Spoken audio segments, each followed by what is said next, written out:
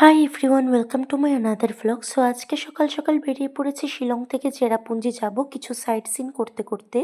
তো প্রথমেই চলে এসেছিলাম এই জায়গাটায়, আর এখানে কিছু অ্যাডভেঞ্চার স্পোর্টস হয়।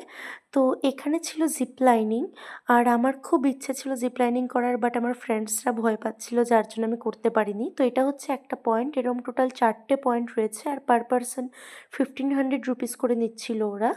নেক্সট চলে এসেছিলাম এই জায়গাটায়, আর এটা হচ্ছে একদম একটা পিকচার পারফেক্ট স্পট, একটা ভিউ পয়েন্ট যেখান থেকে মাউন্টেন্সগুলো সব খুব সুন্দর করে দেখা যায়। আর খুব চিলিং কোল্ড ওয়েদার ছিল, আমার তো খুব ভালো লাগছিল জায়গাটায় এসে। দেন গাড়িতে বসে নিয়ে নিয়েছিলাম গরম গরম কাপ নুডলস। তারপর সেখান থেকে চলে গিয়েছিলাম গার্ডেন অফ কেভসে, আর এখানে অনেকগুলো কেভস একসাথে রয়েছে। টোটাল 10 to 11 পয়েন্টস ছিল আমার যতদূর মনে আছে, আর আমরা কিন্তু সবগুলো পয়েন্টস কভার করেছিলাম। আর এই টাইপের জিনিসগুলো না আমার কাছে খুব এক্সাইটিং মনে হয়। লাইক আমার মাথায় না নানা রকমের চিন্তা ভাবনা আসে যখন আমি এই কেভসগুলোতে ঢুকি, যে কবে কারা প্রথম এই কেভসগুলো খুঁজে বের করেছিল, কারা থাকতো এই কেভসগুলোতে, রাত্রিবেলা কি করে থাকতো ওরা এত অন্ধকারের মধ্যে। এত সব চিন্তা ভাবনা নিয়ে না আমি ঢুকে পড়েছিলাম এই কেভসটার মধ্যে, মনের মধ্যে প্রচুর এক্সাইটমেন্ট নিয়ে। তোমাদের মাথায় আসে এইসব চিন্তা ভাবনা? জানিও কমেন্টে। তো যাই হোক, এই কেভের ভেতরে তো আরও বেশি ঠান্ডা ছিল, বাইরে তো ঠান্ডা ছিলই, বাট কেভের ভেতরটা আরও ঠান্ডা ছিল। আর এখানে দেখো ছাদ চুইয়ে বৃষ্টির জলের মতো ফোঁটা ফোঁটা জল পড়ছিল। তারপরে বাঁশের সাঁকোটা ধরে চলে গিয়েছিলাম সামনে ঝর্ণার জল খেতে। আর এখানে বলা হয়েছিল যে এই জলটার নাকি মেডিসিনাল ভ্যালিউ রয়েছে, তো জলটা খেতে খুবই ভালো লেগেছে, একদম ফ্রেশ ওয়াটার। তারপরে এসেছিলাম এই জায়গাটায়, আর আমার এই জায়গাটার নাম না এক্ষুনি একদম মনে পড়ছে না। এখানে সিঁড়ি দিয়ে নিচে নেমে দুটো ঝর্ণা ছিল, একটা ছোট একটা বড়।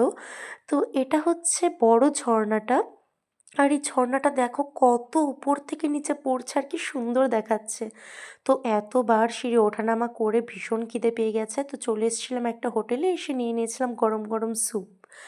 তারপর কিন্তু ঘোরাঘুরি থামেনি, নেক্সট আমরা চলে গিয়েছিলাম ইকো পার্ক সোহরাতে।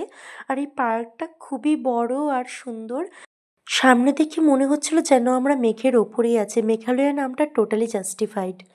নেক্সট আমরা চলে এসেছিলাম সেভেন সিস্টার ওয়াটারফল দেখতে, বাট যেহেতু আমরা উইন্টার টাইমে এসেছি তো ওয়াটারফলে জল একেবারেই ছিল না, সব জল শুকিয়ে গেছে।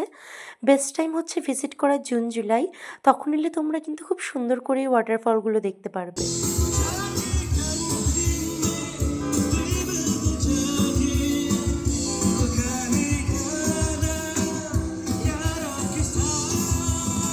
নেক্সট আমরা চলে এসেছিলাম মাউসমাই কেভে।